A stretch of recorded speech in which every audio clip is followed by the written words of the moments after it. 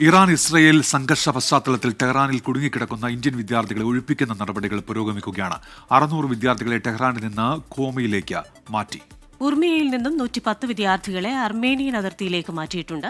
10,000-ഓളം ഇന്ത്യക്കാരാണ് ടെഹ്റാനിൽ ജോലി ചെയ്യുന്നത്. വിവരങ്ങളുമായി ഡൽഹിയിൽ നിന്ന് അജീഷ് ജയകുമാറാണ് ചേരുന്നത്.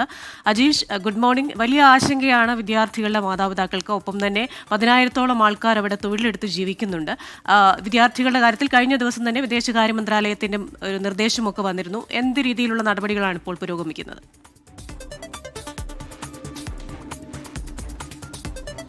ക്രിസ്റ്റീന, ഉന്മേഷ്, ഈ പ്രധാനമായും ആക്രമണം നടക്കുന്ന സ്ഥലങ്ങളിൽ നിന്ന് വിദ്യാർത്ഥികളെ ഒഴിപ്പിക്കുകയാണ് വിദേശകാര്യ മന്ത്രാലയം ലക്ഷ്യമിടുന്നത്. അതിന് വിദ്യാർത്ഥികളുമായി സ്ഥിരമായി ഒരു കമ്മ്യൂണിക്കേഷൻ വിദേശകാര്യ മന്ത്രാലയവും അതേപോലെ തന്നെ ടെഹ്റാനിലുള്ള ഇന്ത്യൻ എംബസിയും നടത്തുന്നുണ്ട്. പ്രധാനമായും അവരുടെ സോഷ്യൽ മീഡിയകൾ അതിൽ വരുന്ന പോസ്റ്റുകളൊക്കെ ഫോളോ ചെയ്യണമെന്നാണ് അവർ ആവശ്യപ്പെടുന്നത്. കൂടാതെ തന്നെ ഇവരുടെ ബന്ധുക്കൾ, കുടുംബാംഗങ്ങളോടൊപ്പം തന്നെ സംസാരിക്കുമ്പോൾ അവർ ആരെങ്കിലും വിദ്യാർത്ഥികൾ കുടുങ്ങിക്കിടക്കുകയാണെങ്കിൽ അത് ഈ സർക്കാർ അധികാരം ബന്ധപ്പെട്ടവരുമായി സംസാരിക്കണം. ഇത് അവരുടെ പേര്, വിവരങ്ങൾ, എവിടെയാണ് കുടുങ്ങിക്കിടക്കുന്നത് തുടങ്ങിയ വിവരങ്ങൾ അറിയിക്കണമെന്നൊരു നിർദ്ദേശം കൂടി ഇപ്പോൾ വന്നിട്ടുണ്ട്.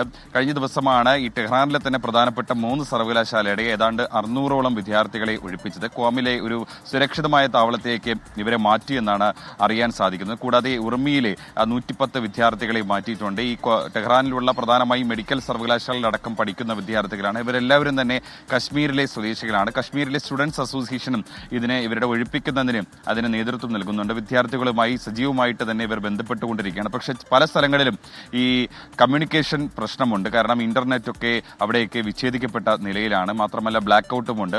അങ്ങനത്തെ സ്ഥലങ്ങളിലൊക്കെ വിദ്യാർത്ഥികളുമായി കുടുംബാംഗങ്ങൾക്ക് കമ്മ്യൂണിക്കേറ്റ് ചെയ്യാൻ സാധിക്കുന്നില്ല. പക്ഷേ ടെഹ്റാനിലെ തന്നെ ഇന്ത്യൻ എംബസി അറിയിക്കുന്നത് അങ്ങനത്തെ ബുദ്ധിമുട്ടുള്ള സ്ഥലങ്ങൾ, അതായത് ഇസ്രായേൽ ആക്രമണം നടന്ന സ്ഥലങ്ങൾ, ഒപ്പം തന്നെ ഇറാനിലെ സൈനിക കേന്ദ്രങ്ങൾക്ക് അടുത്തുള്ള സർവകലാശാലയിൽ പഠിക്കുന്ന വിദ്യാർത്ഥികൾ, ഇവരൊക്കെ തന്നെ സുരക്ഷിതമായ സ്ഥലങ്ങളിൽ തന്നെ തുടരും. നിർദ്ദേശങ്ങൾ കിട്ടുമ്പോൾ മാത്രമേ പുറത്തേക്ക് ഇറങ്ങാവൂ എന്നൊരു നിർദ്ദേശമാണ് ഇപ്പോൾ പുറപ്പെടുവിച്ചിട്ടുണ്ട്. എന്തായാലും വലിയ ആശങ്ക തന്നെ ഉണ്ട് ഈ സ്ഥലത്ത് ടെഹ്റാനിൽ. പക്ഷേ ഇന്ത്യൻ വിദേശകാര്യമന്ത്രി എസ് ജയശങ്കർ അർമേനിയയിലെ വിദേശകാര്യമന്ത്രിയുമായി ഫോണിൽ സംസാരിച്ചിട്ടുണ്ട്.